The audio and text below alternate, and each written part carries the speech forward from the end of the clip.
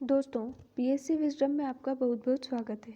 आज हम बात करेंगे एक ऐसे व्यक्ति की जो पायलट बनना चाहता था, परंतु किन्हीं कारणों से नहीं बन पाया और उसने ऋषिकेश जाकर एक नई उड़ान के बारे में सोचा और अपने करियर को अंतरिक्ष के क्षेत्र की ओर मोड़ लिया। यह व्यक्ति और कोई नहीं बल्कि मिसाइल मैन डॉक्टर कलाम हैं। अब्दुल कलाम भारत के राष्ट्र निर्माता में से एक हैं। डॉक्टर कलाम का पूरा नाम अबुल पाकिर जैनुलाब्दीन अब्दुल कलाम है। इनका बर्थ 15 अक्टूबर 1931 को है एंड डेथ 27 जुलाई 2015 में है। कॉन्टेक्स्ट देख लेते हैं।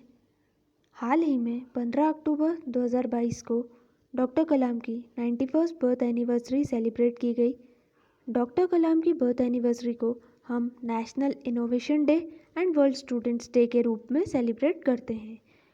वर्ल्ड स्टूडेंट्स डे हालांकि ये यूएन ने ऑफिशियली डिक्लेयर नहीं किया है, ये सिर्फ इंडिया में ही ऑब्जर्व किया जाता है। Doctor Kalam Indian aerospace scientist, author, inspirational speaker, Tamil poet और म्यूजिशियन हैं। सन 2022 में डॉक्टर कलाम भारत के 11th प्रेसिडेंट बने। डॉक्टर कलाम के प्रेसिडेंशियल पोस्ट के लिए वे बीजेपी के कैंडिडेट थे, पर ऑलमोस्ट सारी पार्टीज़ का उन्हें समर्थन मिला और उन्होंने 90% मेजॉरिटी से इलेक्शन जीता। वे 2002 से 2007 तक भारत के राष्ट्रपति रहे। इस दौरान वे जनता के राष्ट्रपति दैट इज़ पीपल प्रेसिडेंट के रूप में काफ़ी लोकप्रिय हुए। डॉक्टर कलाम पहले ऐसे बैचलर प्रेसिडेंट थे इंडिया के, और वो पहले मुस्लिम प्रेसिडेंट थे जिन्होंने अपना पूरा 5 ईयर का टर्म कंप्लीट किया। हालांकि first Muslim president doctor Zakir Hussain थे, पर उन्होंने अपना टर्म कंप्लीट उनका नहीं हुआ था। डॉक्टर कलाम को हम मिसाइल मैन के नाम से भी जानते हैं। पृथ्वी, अग्नि और अदर बैलिस्टिक मिसाइल्स भी इन सभी मिसाइल्स के डेवलपमेंट का श्रेय डॉक्टर कलाम को ही जाता है। 1998 में भारत ने रशिया के साथ मिलकर सुपरसोनिक क्रूज मिसाइल का डेवलपमेंट किया, जिसे हम ब्रह्मोस मिसाइल के नाम से जानते हैं। ब्रह्मोस को धरती, आसमान और समुद्र कहीं भी दागी जा सकती है। डॉक्टर कलाम ने बैलिस्टिक मिसाइल टेक्नोलॉजी में भारत को सेल्फ डिपेंडेंट बनाने में महत्वपूर्ण योगदान दिया है। आज भारत न केवल SLV सैटेलाइट लॉन्च व्हीकल का निर्माण करता है, बल्कि उसने कई बेहद ताकतवर लॉन्च व्हीकल्स भी बना लिए हैं। Polar satellite launch vehicle and other launch vehicles भी हमारे पास हैं, और ना सिर्फ ये हमने डेवलप किए हैं, बल्कि हम ये लॉन्च व्हीकल्स बाकी कंट्रीज़ जो है वो हमारे लॉन्च व्हीकल से अपने रॉकेट्स, मिसाइल्स अपनी लॉन्च करती है। ना सिर्फ मिसाइल्स बल्कि न्यूक्लियर वेपन प्रोग्राम के डेवलपमेंट में भी डॉक्टर कलाम का अमूल्य योगदान रहा है। अर्ली लाइफ देख लेते हैं। डॉक्टर कलाम का जन्म तमिलनाडु के रामेश्वरम पम्बन आइलैंड में 15 अक्टूबर 1931 को एक मुस्लिम परिवार में हुआ था। इनकी डेथ 27 जुलाई 2015 में शिलोंग, मेघालय में हुई थी। कार्डियक अरेस्ट के कारण हुई थी, जब ये लेक्चर दे रहे थे IIM शिलोंग में, creating a liveable planet earth, ये टॉपिक के ऊपर ये जब लेक्चर दे रहे थे। इनके फादर का नाम जैनुलाब्दीन था। वे एक बोट ओनर थे। वे नाव से बोट ओनर थे वे नाव से हिंदुओं को रामेश्वरम की तीर्थ यात्रा कराते थे, लेकिन जल्दी उन्हें यह व्यवसाय उनका खोना पड़ा, जिससे उनके परिवार में आर्थिक संकट आ गया। डॉक्टर कलाम का बचपन बहुत ही संघर्ष में बीता और उन्हें परिवार की मदद करने के लिए न्यूज़पेपर्स बेचने का भी काम करना पड़ा। उनकी मदर आसियम्मा, जो कि एक हाउसवाइफ थी। डॉक्टर कलाम के कुल 5 भाई बहन थे, जिनमें 3 बड़े भाई थे और एक बड़ी बहन थी। डॉक्टर कलाम के एंसेस्टर्स वेल्दी ट्रेडर्स थे, पर कलाम का जब कलाम छोटे थे तब इन्हें काफ़ी डिफ़िकल्ट सिचुएशंस भी फेस करनी पड़ी, यहाँ तक कि इन्हें न्यूज़पेपर्स भी बेचना पड़ा था अपनी अर्निंग लाइवलीहुड को अर्न करने के लिए। Okay, he was close to his family and always अपनी फैमिली की हेल्प भी करते थे, एंड पूरी लाइफ ही अपने बैचलर ही रहे।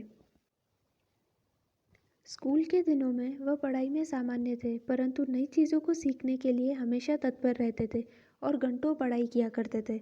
मैथमेटिक्स विषय इनका मुख्य और इंटरेस्ट वाला विषय था। महज 8 साल की उम्र से ही कलाम सुबह 4 बजे उठते थे और नहाकर गणित की पढ़ाई करने चले जाते थे। सुबह नहाकर जाने के पीछे इनका कारण यह था कि प्रत्येक साल 5 बच्चों को फ्री में एजुकेशन देते थे उनके मैथमेटिक्स के जो टीचर थे, और जो नहाकर नहीं आता था उन बच्चों से फीस ली जाती थी। ट्यूशन से आने के बाद वो नमाज़ पढ़ते थे और इसके बाद वो सुबह 8 बजे तक रामेश्वरम रेलवे स्टेशन और बस अड्डे पर न्यूज़पेपर बांटते थे। डॉक्टर कलाम की इनिशियल एजुकेशन जो थी वो Schwartz higher secondary school Ramanathapuram Tamil Nadu से उन्होंने मैट्रिकुलेशन की एजुकेशन प्राप्त की। स्कूल के दिनों में वह अपने एक शिक्षक से बहुत ज़्यादा प्रभावित थे जिनका नाम अय्यादुरै सोलोमन था। उनके शिक्षक का मानना यह था कि ख्वाहिश, उम्मीद और यकीन को हमेशा अपने जीवन में रखना चाहिए। इन मूल मंत्रों पर काबू करना बहुत ज़रूरी है। इन 3 मूल मंत्रों के कारण आप अपनी मंजिल को बिना किसी परेशानी के पा सकते हैं। इन मूल मंत्रों को अब्दुल कलाम जी ने अपने आखिरी समय तक अपने जीवन में कायम रखा। अपनी प्रारंभिक शिक्षा पूरी करने के बाद डॉक्टर कलाम ने तिरुचिरापल्ली के सेंट जोसेफ कॉलेज से बीएससी फिजिक्स की डिग्री 1954 में प्राप्त की। इसके बाद 1955 में वह मद्रास चले गए और मद्रास से उन्होंने मद्रास इंस्टीट्यूट ऑफ टेक्नोलॉजी से एरोस्पेस इंजीनियरिंग की उन्होंने एजुकेशन ली। डॉक्टर कलाम फाइटर पायलट बनना चाहते थे, परंतु उन्हें 9वां स्थान मिला, जबकि आईएएफ इंडियन एयरफोर्स ने 8 परिणाम घोषित किए जिसके कारण वह सफल नहीं हो पाए थे। अपनी ग्रेजुएशन की पढ़ाई पूरी करने के बाद डॉक्टर कलाम एक प्रोजेक्ट पर काम करने लगे थे और प्रोजेक्ट इंचार्ज ने रॉकेट के मॉडल मात्र 3 दिन में उन्हें पूरा करने का समय दिया था और साथ में यह भी कहा था कि अगर यह मॉडल ना बन पाए तो उनकी स्कॉलरशिप रद्द हो जाएगी। फिर क्या था, अब्दुल कलाम जी ने ना रात देखी ना ही दिन देखा, ना भूख देखी ना ही प्यास देखी और मात्र 24 घंटे में अपने लक्ष्य को पूरा किया और रॉकेट का मॉडल तैयार कर दिया। प्रोजेक्ट इंचार्ज को विश्वास नहीं हुआ कि यह मॉडल इतना जल्दी पूरा कैसे हो गया। उस मॉडल को देखकर प्रोजेक्ट इंचार्ज भी आश्चर्यचकित हो गए थे। इस प्रकार डॉक्टर कलाम ने अपने जीवन में कई चुनौतियों का डटकर सामना किया। डॉक्टर कलाम ने ग्रेजुएशन की पढ़ाई पूरी करने के बाद इन्होंने डीआरडीओ में एज अ साइंटिस्ट इन्होंने ज्वाइन कर लिया और इन्होंने प्रसिद्ध वैज्ञानिक विक्रम साराभाई के साथ भी काम किया। ये defence research and development service के मेंबर भी बने।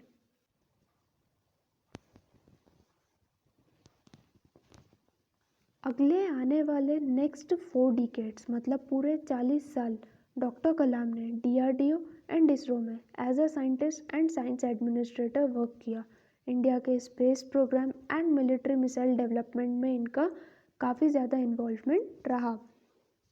उसके बाद इन्होंने डीआरडीओ में एक स्मॉल हावरक्राफ्ट जो कि एक वॉर में यूज़ होने वाला वेपन रहता है वो भी इन्होंने डिज़ाइन किया। 1965 में कलाम ने इंडिपेंडेंटली एक एक्सपांडेबल रॉकेट प्रोजेक्ट पे भी वर्क किया।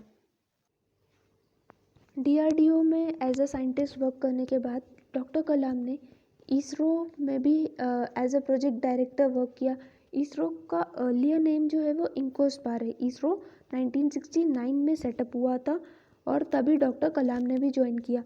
ये इसरो जो है ये डॉक्टर विक्रम साराभाई ने सेटअप किया था और इसे डॉक्टर विक्रम साराभाई को हम फादर ऑफ स्पेस प्रोग्राम के से भी जानते हैं। ओके, डॉक्टर कलाम ने इसरो में प्रोजेक्ट डायरेक्टर के रूप में इन्हें नियुक्त किया गया था और उनके नेतृत्व में देश ने ग्राउंड जीरो से स्वयं के एसएलवी सैटेलाइट लॉन्च व्हीकल का निर्माण करना संभव कर लिया। जुलाई 1980 में सैटेलाइट लॉन्च व्हीकल 3 में ने रोहिणी सैटेलाइट को पृथ्वी के निकट के ऑर्बिट में इंजेक्ट किया, जिससे देश एक विशिष्ट स्पेस क्लब का सदस्य भी बन गया और ये इंडिया की पहली इंडिजिनसली डिज़ाइंड मतलब इंडिया में डिज़ाइन और डेवलप हुई थी ऐसा सैटेलाइट लॉन्च व्हीकल था। 1969 में कलाम को इस प्रोग्राम के लिए गवर्नमेंट अप्रूवल भी मिला और ये प्रोग्राम को काफ़ी एक्सपैंड किया गया और बहुत सारे इंजीनियर्स को इसमें इंक्लूड किया गया। वर्ष 1963-64 में अब्दुल कलाम ने अमेरिकी संगठन जो कि अमेरिका की ऑर्गेनाइजेशन है नासा, स्पेस एजेंसी है, वहाँ पर भी इन्होंने अपना दौरा किया। भारत के प्रसिद्ध परमाणु वैज्ञानिक राजा रमन्ना ने पहला परमाणु परीक्षण मतलब न्यूक्लियर सैटेलाइट का जो टेस्टिंग रहता है वो किया था डॉक्टर राजा रमन्ना ने, जिसमें उन्होंने कलाम जी को भी इनवाइट किया था वहाँ पर। 1970-80 के दशक में डॉक्टर कलाम अपने कार्यों की सफलता के कारण देश के प्रसिद्ध वैज्ञानिक बन गए और 1970 में सबसे पहले हम PSLV समझ लेते हैं कि पोलर सैटेलाइट लॉन्च व्हीकल क्या होता है। ये सैटेलाइट्स को पोलर ऑर्बिट में प्लेस करने का काम करता है। ओके, ये थर्ड जनरेशन का रॉकेट लॉन्चर रहता है पोलर सैटेलाइट लॉन्च व्हीकल, जो कि इसरो ने डिज़ाइन किया है। ये एक्सपेंडेबल लॉन्च व्हीकल रहता है जो कि रिमोट सेंसिंग सैटेलाइट्स को सन सिंक्रोनस ऑर्बिट में प्लेस करने का काम करता है और जो छोटे स्पेसक्राफ्ट्स रहते हैं उनको जियो स्टेशनरी ट्रांसफ़र ऑर्बिट में प्लेस करता है। डॉक्टर कलाम ने पोलर सैटेलाइट लॉन्च व्हीकल में भी अपना कंट्रीब्यूशन दिया है इसके डेवलपमेंट में और फाइनली ये 1993 में लॉन्च हुई थी फर्स्ट टाइम। ओके, 1970 से 1990 तक इन्होंने ये दो बहुत ही इम्पोर्टेंट प्रोजेक्ट्स के प्रोजेक्ट डायरेक्टर भी रह चुके हैं डॉक्टर कलाम। ये दो प्रोजेक्ट्स थे, project Valiant and project Devil. इन दोनों प्रोजेक्ट्स का मेन एम यही था बैलिस्टिक मिसाइल्स का डेवलपमेंट करना। ओके, इन दोनों प्रोजेक्ट्स की सक्सेस के बाद doctor Kalam advance missile development programme, जिसे हम integrated guided missile development programme के भी नाम से जानते हैं, लेटर ऑन ये उसके डायरेक्टर बन जाते हैं और उसको लीड करते हैं। ओके, प्रोजेक्ट डेविल क्या था? इसका एम यही था कि short range surface to air missiles का डेवलपमेंट होना चाहिए, मतलब ऐसी मिसाइल का डेवलपमेंट होना चाहिए जो सरफेस से चलेगी पर शॉर्ट जो है वो एयर में कोई मिसाइल होगी उसको शूट करेगी। ओके, प्रोजेक्ट वैलिएंट का ये वैलिएंट जो प्रोजेक्ट है इसका एम यही होता है कि इंटरकॉन्टिनेंटल बैलिस्टिक मिसाइल्स का डेवलपमेंट करना, मतलब एक कॉन्टिनेंट से जो मिसाइल है वो दूसरे कॉन्टिनेंट में फायर करेगी। फाइनली डॉक्टर कलाम 1980 में integrated guided missile development programme के चीफ एग्जीक्यूटिव बना दिए जाते हैं।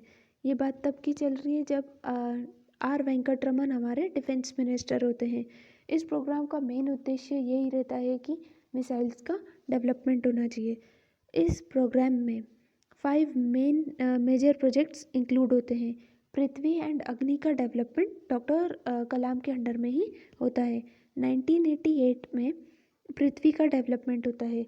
जो 5 प्रोजेक्ट्स है वो ये हैं पृथ्वी, त्रिशूल, आकाश, नाग, अग्नि। ये सारी ही मिसाइल्स है। पृथ्वी मिसाइल क्या है? सरफेस से सरफेस में ये शूट करती है। त्रिशूल क्या है? Low level surface to air missile है, चलेगी सरफेस में, शूट एयर में करेगी। आकाश मीडियम रेंज की सरफेस से एयर मिसाइल है। नाग थर्ड जनरेशन का एंटी टैंक मिसाइल है। ओके, अग्नि क्या है? लैंड बेस्ड है, ये intercontinental range nuclear capable ballistic missile है अग्नि। इन्हीं सब मिसाइल्स की सक्सेस के कारण हम डॉक्टर कलाम को मिसाइल मैन ऑफ इंडिया के नाम से जानते हैं।